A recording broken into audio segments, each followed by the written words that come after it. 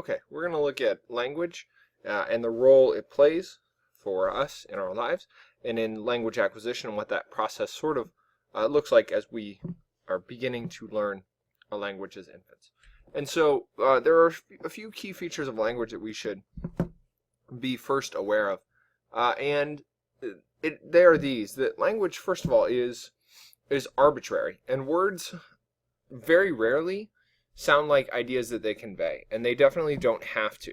And so we have this time where these words are kind of random in their meaning quite often. And secondly is that language, despite that, has structure that is additive. So we find that language, although it does have an arbitrary nature to it in terms of sounds, it is additive. It builds upon each other. So we have letters, and then we have words, and then we have sentences, and then we have paragraphs, and then we have essays, and we have stories. And so language builds upon itself in an additive manner. Third, language is kind of very subjective, and it can be analyzed and understood in many different ways, and that makes it very difficult to deal with quite often. And this is where we run into trouble communicating very often, because language can be understood in so many different ways. Next is that language is productive, and that is that there is a near infinite combination of words and meanings that can be ascribed together to create language. And so because of that, it's very productive. And then lastly is that language is not static. It is dynamic, it's fluid, it's ever-changing and evolving. And so words that are common now may not be in 10, 15, 20 years, and words that were popular 100 years ago are no longer used at all. And so language is an interesting beast to tackle because of that factor. In terms of looking at the building blocks of language, there are a few terms that we should be aware of because they help us in terms of processing and understanding. And those are, first is phonemes, which is the smallest unit of sound that's distinct from each other. So an example of that is in the word pat. You have a couple phonemes. You have p, ah, and t. And so those are phonemes. Again, in the word pat, you have p, ah, t. And these are the smallest units of sound that we can distinguish. And then we have morphemes, which are the smallest meaningful parts of language that we can create when we combine phonemes. So morphemes don't have to be words. They can be small parts of words that are distinct. In the word incoming, we have in, come, and ing as morphemes. And so these phonemes and morphemes work together to create words for us. And that gets really kind of into a lot of stuff that we don't need to worry so much about, but be aware that phonemes and morphemes are those building blocks of language. And then you'll hear people talk often about syntax and semantics, and these fall under the broad scope of grammar. And grammar is, generally speaking, the set of rules that language is constructed and governed by. So grammar is how we understand language and build things together. Syntax is the rules that are used in arranging morphemes into meaningful sentences. Syntax also deals with word order. Semantics is the word meaning or the choice of the word in a given situation. So you have to be careful sometimes. You want to choose certain words that are maybe less likely to cause controversy or whatever it may be. So you have to be careful with your semantics. And then the last little piece in terms of these building blocks is something called prosody, which is the rhythm at which people talk, things that they stress, and the intonations that happen when people are talking or understanding language. In terms of how we acquire language, it begins as infants, and infants, the youngest infants make cooing noises, which are made up of phonemes, but they have no meaning. It's just noise. They're distinct noises. They're very much like cooing sounds, though, and not necessarily have any meaning at all. Then as they get older, cooing, after that comes what we call babbling, which are phonemes from the infant's language that they are going to learn. So if they're going to learn English, they are dropping English phonemes. If they're going to learn Mandarin, they have Mandarin phonemes. German, they have German phonemes. So it all depends on what language they are going to learn when they get older, because that's the language that they are surrounded by, and that's their understanding. After cooing, and then after babbling, infants begin using single words. But they're not necessarily stringing them together. These are just single words that are indicating demands that they have or desires. And these single words we call hollow phrases. And they are applied to broad categories of things. So infants may use the hollow phrase mama to refer to their mother. But because they're still processing language and learning language, we find that sometimes children will call any woman mama, and that's an overextension of that word, of that hollow phrase. And another time is if a child thinks that their mother is the only mama that exists. That's called underextension. They're not extending their knowledge to the broader population. So this is just part of the learning process and the language acquisition process, is when children start learning singular words, they use them as hollow phrases, and oftentimes they overextend, or sometimes they underextend those terms. Eventually, of course, they grow out of this, and at about 2 years old, children start combining words. But they're not using necessarily full sentences, they're just combining words in 2 or 3 word groups, and these are called telegraphic speech. And the reason why it's called telegraphic speech is because it resembles the way people would have written to each other using a telegraph. If you're using a telegraph, it's not necessarily an effective use of communication, so you would take out a lot of pronouns, you would take out a lot of unnecessary or superfluous words.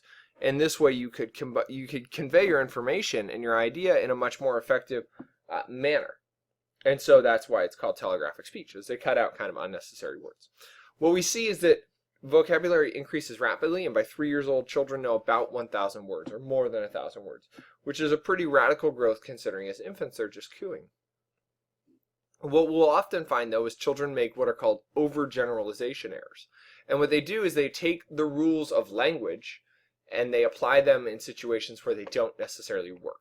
So they may say something like, I go to the store, because they're using standard rules of grammar, adding ed to a past tense verb, but they're using it on irregular verbs. And so, although they're doing their best, they're still making these overgeneralization errors, where they're applying what they understand about language to situations where that doesn't necessarily apply.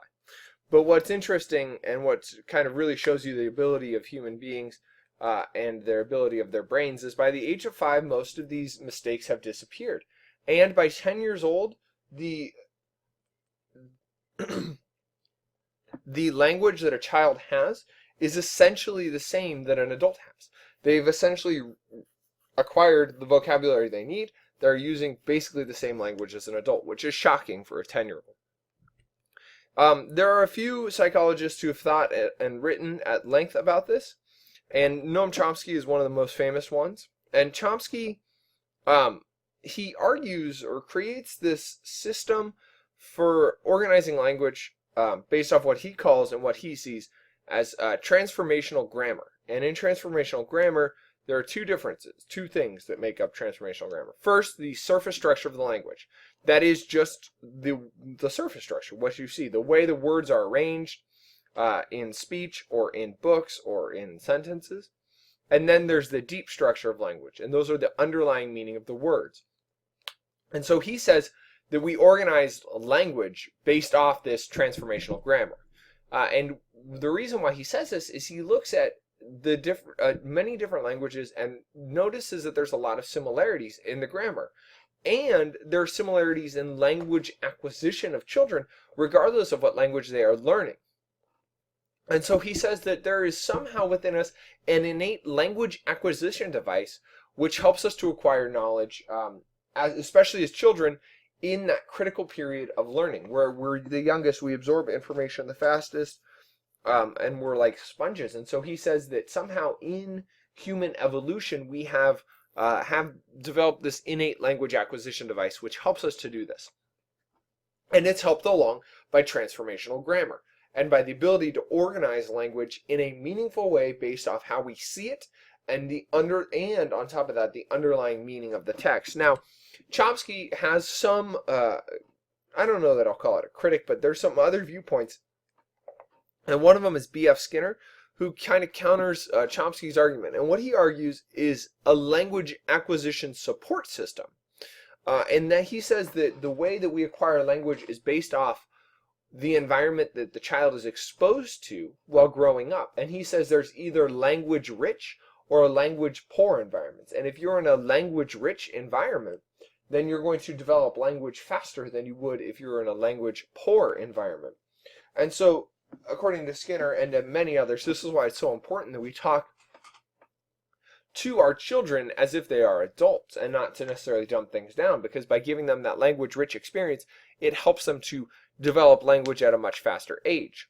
But what we see is that these two can kind of work together, where Chomsky's language acquisition device, or LAD, is the kind of structure of language acquisition. It's kind of consider it like the base for this.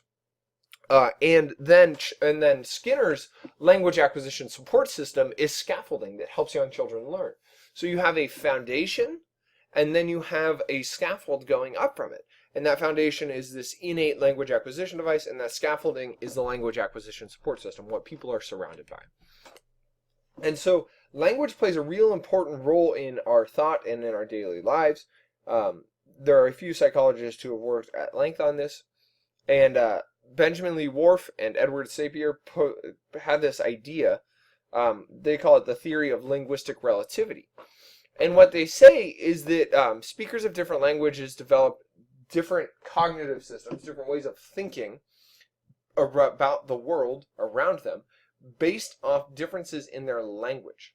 And the best example that they use is the Garo people of Burma. And these people have many, many, many different words for rice, while people in the English-speaking world have very few words for describing rice. And so they, Whorf and Sapir, hypothesize that rice is crucial to the Garo way of life. Well, they don't hypothesize that, they know that. But because that rice is crucial to their way of life, they suggest that rice itself involves more categorization and complexity for people of the Garo culture than for someone of the English-speaking culture. So if your culture highly values rice and it has an important critical role in your life, then rice is a more complex thought to you than it would be to someone in an English-speaking culture where rice is not as necessarily important to ours. So there's kind of this idea that perhaps there's some deeper meanings here to language, and that language and the way we think about the world could be a lot more interrelated than we actually expected.